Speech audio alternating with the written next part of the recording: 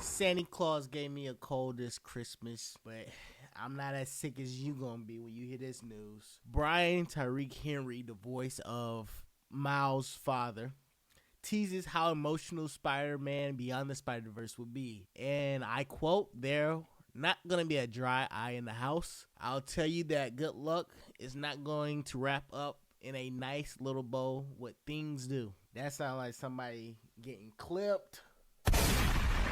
Alright? And my personal job is to figure out who that would be. And it's funny because I really think the answer is literally in our face and we just don't want to believe it. I believe it is homegirl right here, Gwen Stacy, because in the current timeline, all stories of Gwen, she get clipped. And her being clipped is a canon event. And movie 2 was all about canon events, people. But I do see that as an obvious choice. And Christopher Miller and Phil Lord is an exceptional duo when creating films.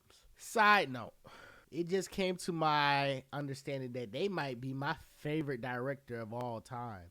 And I'm not saying that, Christopher Nolan isn't capable or, Martin Scorsese isn't iconic. I'm just saying they have been carrying me since my childhood. And I think we need to just take a little 30 seconds out of this YouTube video and acknowledge that. These individuals is what I consider world builders, okay? I'm going to get in and get out and get back on topic, but 21 Jump Street, Cloudy with a Chance, and Meatball. Let me move up. They introduced us to Lego Verse. Is that a thing? The Lego movie.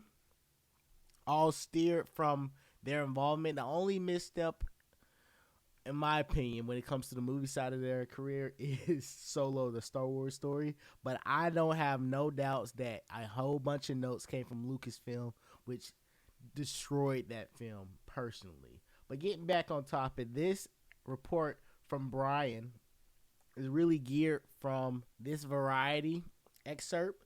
He has a independent movie called Fire Inside, and good interviewers know what the people want, and whoever interviewed, which is Mark Malkin, asks him about the Beyond the Spider-Verse, because as of right now, there's a lot of information still up in the air with the Spider-Verse. We don't know when that was supposed to come out. It was supposed to come out this year, 2024, and then it was moved to 2025, but now it seems like it's going to be 2026. Now, they tricked me into reading this whole interview, but really, the synopsis of what he said about Spider-Verse is really embedded in the title itself.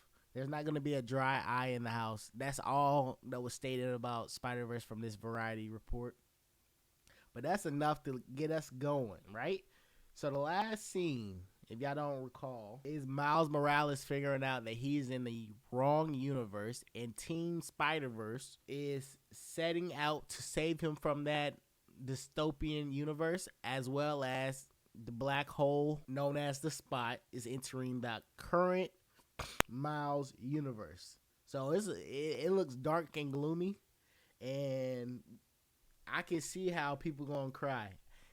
Everything was being foreshadowed in the second movie as the father supposed to be passing away, but I do think there's going to be a sacrifice in a way that allows the father to stay alive, but the canon event still occur and causing Miles to have some partnership with the Spider-Verse team somehow, some way. That's how I'm feeling.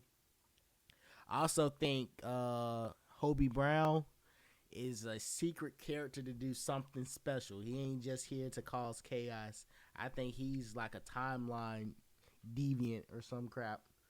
And he's on Team Spider-Verse, so I think he's going to be sabotaging or causing the event to go a particular way. But yeah, Gwen Stacy, it's time for you to do what you do best, and and if you don't know, yeah, it's coming, y'all. Be ready for that. Sad.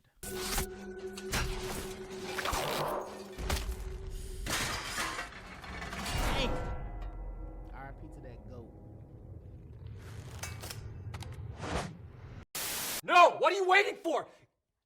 Do it! Make your dreams come true! Just do it!